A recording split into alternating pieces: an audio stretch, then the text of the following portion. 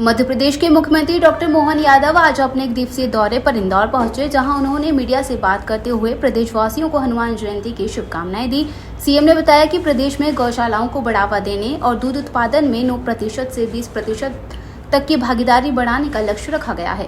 महू में 10,000 गौ माताओं के लिए गौशाला का भूमि पूजन किया गया। इसके साथ ही बाबा साहेब भीमराव अम्बेडकर जयंती पर एक नई योजना शुरू होगी, जिसमें गौ संरक्षण और दूध उत्पादन को बढ़ावा मिलेगा। इसके बाद मुख्यमंत्री श्री पीतेश्वर हनुमान जी के दर्शन और दादूजी महाराज का आशीर्वाद लेकर महू रवाना हो गए। ऐसे सिंहासन पर आएगा ये स्कंद पुराण का रेवाखंड और वशिष्ठ संहिता विजय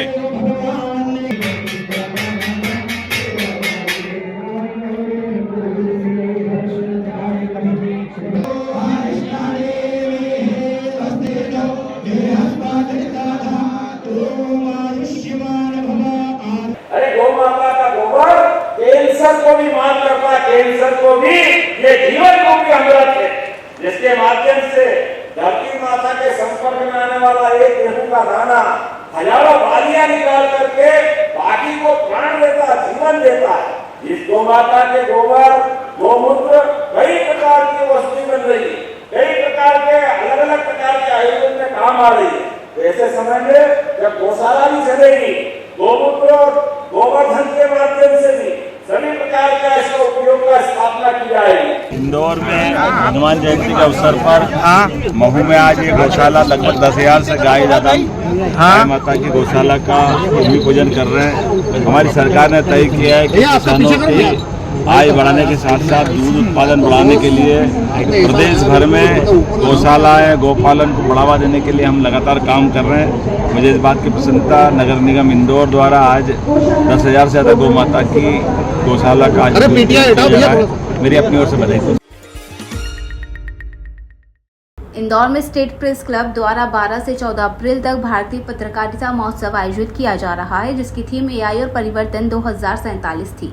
इस महोत्सव में 100 से अधिक पत्रकारों ने भाग लिया। 3 दिनों तक चले इस महोत्सव में 6 वैचारिक सत्र और 3 मास्टर क्लास भी होंगे। साथ ही छायाचित्र और चित्रकला प्रदर्शनी का भी आयोजन किया गया, जिसमें एआई पर आधारित प्रदर्शनी और 150 पेजों की स्मारिका प्रकाशित की गई। सत्रों ने एआई और भविष्य, न्यूज रूम, चुनाव परिदृश्य, शिक्षा, पॉडकास्ट, साइबर सुरक्षा, रचनात्मक के खतरे, एंकरिंग और चिकित्सा पर संवाद हुआ। 13 और 14 अप्रैल को सप्तऋषि सम्मान समारोह का भी आयोजन किया जाएगा, जिसमें देश के प्रमुख मीडिया संगठनों, प्रेस क्लब के प्रतिनिधि शामिल होंगे। महोत्सव में मीडिया स्टूडेंट्स और प्रबुद्धजन भी उपस्थित थे। इंटेलिजेंस तो बुद्धि का क्षेत्र, मगर मन वो चीज है जो बुद्धि को प्रेरित करती है, जो हमारे अंतःकरण चतुष्टय कहे गए मन बुद्धि चित्त अहंकार। तो बुद्धि को मन की प्रतिक्रियात्मक शक्ति माना गया है। अब यहां से मैं मानता हूं कि टेक्नोलॉजी एक नए डायमेंशन में प्रवेश करेगी, जब ये समझ में आएगा कि इंटेलिजेंस तो आपने कर लिया, पर उस इंटेलिजेंस का मोटिवेशन फैक्टर कहां पे था, वो था मन। और मन अनुभूति का विषय है, इंटेलिजेंस अनुभूति नहीं करा सकती, बुद्धि प्रतिक्रिया दे सकती है, अनुभूति नहीं करा सकती है।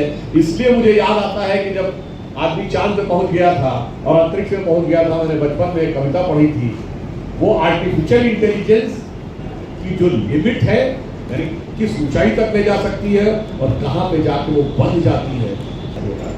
और जैसा मोदी जी कहते हैं कि वो भारत विकसित भारत होगा, वो भारत आत्मनिर्भर होगा, वो टेक्नोलॉजी ड्रिवन भारत होगा। और ऐसे में जो पत्रकारिता न सिर्फ समाज को खबरें देती है, अपितु समाज का चरित्र भी निर्धारित करती है, ऐसे में उसका भी इस तकनीक से तालमेल बनाना, मेलजोल बनाना बहुत आवश्यक है। भारतीय पत्रकारिता महोत्सव के 17वें सीजन का शुभारंभ देश के जाने माने चिंतक, विचारक और राज्यसभा सदस्य डॉक्टर सुधांशु त्रिवेदी जी, पूर्व केंद्रीय मंत्री सुरेश पचौरी जी, सारा समय के वरिष्ठ पत्रकार, भारत एक्सप्रेस के चेयरमैन उपेंद्र राय जी और बीजेपी के मीडिया प्रभारी आशीष अग्रवाल जी के आतिथ्य में हुआ, और जिसमें बड़ी संख्या में हमारे मीडिया कर्मियों ने साथ दिया, भाग लिया। और मुझे लगता है कि एआई पर जिस तरह से सभी वक्ताओं ने अपने अपने अंदाज में बात करी है, उससे ये तो परिलक्षित हो गया है कि एआई आने वाले समय में हमारे जीवन का एक महत्वपूर्ण अंग रहेगा। और इसके साथ ही विभिन्न 9 सत्र आयोजित होना है। मध्य प्रदेश पश्चिम क्षेत्र विद्युत वितरण कंपनी ने D2D ऐप के जरिए घर बैठे बिजली बिल जमा करने की सुविधा दी है। मार्च में 11 लाख उपभोक्ताओं ने घर दुकान से ही बिल जमा किए। समय पर बिल भरने से कनेक्शन कटने या सरचार्ज की नौबत नहीं आई और कोई एक्स्ट्रा फीस भी नहीं ली गई। एजेंट या कर्मचारी घर घर जाकर बिल वसूलते हैं और हाथों हाथ ई रसीद देते हैं। इससे बुजुर्ग और दूर दराज गाँव के लोगों को बड़ी राहत मिली है। इंदौर में भाई बहन ने एनआरआई के साथ 2 करोड़ 68 लाख रुपए की धोखाधड़ी की। पुलिस ने दोनों को 15 अप्रैल तक रिमांड पर लिया है। क्राइम ब्रांच ने बताया कि आरोपियों ने मैट्रिमोनियल वेबसाइट पर एक मॉडल की फोटो डाली और एनआरआई से धोखाधड़ी की। भाई विशाल और बहन वर्षा ने अपनी आवाज बदलने वाले ऐप से वारदात को अंजाम दिया। दोनों ने इस पैसों से अहमदाबाद और इंदौर में कपड़े की दुकान खोली और ऑनलाइन शॉपिंग भी की।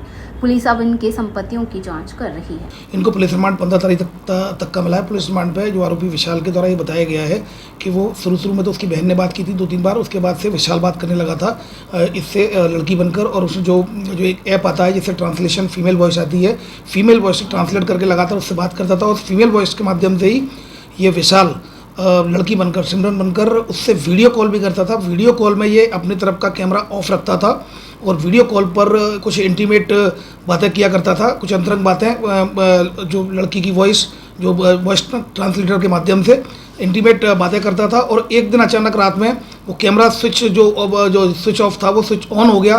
तो इसने एकदम फरियादी वेंकट ने देखा ये तो लड़का है, तब उसे थोड़ी सी शंका हुई। तो फिलहाल तब फिर से जब शंका हुई तो और शंका और गहरी होती चली गई, तब जाकर फिर उसने पुलिस में रिपोर्ट की थी। खंडवा रोड स्थित महालक्ष्मी ज्वेलर्स में ग्राहक बनकर आए एक चोर ने ज्वेलर्स का ध्यान भटकाया और झुमकी चेन पर हाथ साफ कर लिया। करीब 900 रुपए की खरीदारी कर दिखाई नीयत। पहले थोड़ा सामान खरीदा, फिर और ज्वेलरी दिखाने के बहाने दुकानदार को बातों में उलझाया। चोरी की पूरी घटना कैमरे में रिकॉर्ड हुई। भंवरकुआ थाना पुलिस फुटेज के आधार पर चोर की तलाश कर रही है। शहर में कई गैंग इस तरह की वारदात कर रहे हैं। पिछले 7-8 दिन पहले करीब 6 तारीख की घटना है। दिन में 1 बजे ज्वेलर्स की दुकान है गणेश नगर में, महालक्ष्मी ज्वेलर्स। उनके यहाँ एक व्यक्ति आया था कि हमें कान की ये टॉप्स दिखा दो, और टॉप्स दिखाने के दौरान उसने धीरे से उनके एक सोने की चेन और एक झुमकी धीरे से जेब में रखते हुए सीसीटीवी में दिखाई दे रहा है। उनके द्वारा बाद में चेक किया गया तो ये सामान नहीं मिला, जिस पर उनके द्वारा थाना आकर के FIR दर्ज कराई गई है, जाँच की जा रही है। इंदौर में पढ़ाई कर रहे एक 18 साल के छात्र की अचानक मौत हो गई। बताया जा रहा है कि पीयूष नाम का यह छात्र अपने बड़े भाई के साथ खंडवा रोड पर किराए के कमरे में रहकर पढ़ाई कर रहा था। देर रात पढ़ाई करने के बाद उसकी तबीयत अचानक बिगड़ गई। हालत गंभीर होने पर बड़े भाई ने उसे तुरंत अस्पताल पहुंचाया, जहां डॉक्टरों ने उसे मृत घोषित कर दिया। प्रथम दृष्टया हार्ट अटैक की आशंका जताई जा रही है। हालांकि असली वजह पोस्टमार्टम रिपोर्ट के बाद ही साफ हो गई। फिलहाल पुलिस ने मर्ग कायम कर जांच शुरू कर दी है। एक 18 साल का लड़का स्टूडेंट है जो कि स्टडी कर रहा था, अपने बड़े भाई के साथ रहता था, कमरा किराए से लेकर, और वो स्टडी कर रहा था। लगभग 1:30 बजे के करीब उसको अचानक उसकी तबीयत खराब हुई और वो लेट गया, और संभवतः डॉक्टर के द्वारा जो बताया गया संभवतः उसको हार्ट अटैक आया है, तो उसकी मृत्यु हो गई है। फिलहाल मर्ग कायम कर लिया गया है और इसमें पोस्टमार्टम के बाद और जांच में आए हुए तथ्यों के आधार पर वैधानिक कार्रवाई की जाएगी।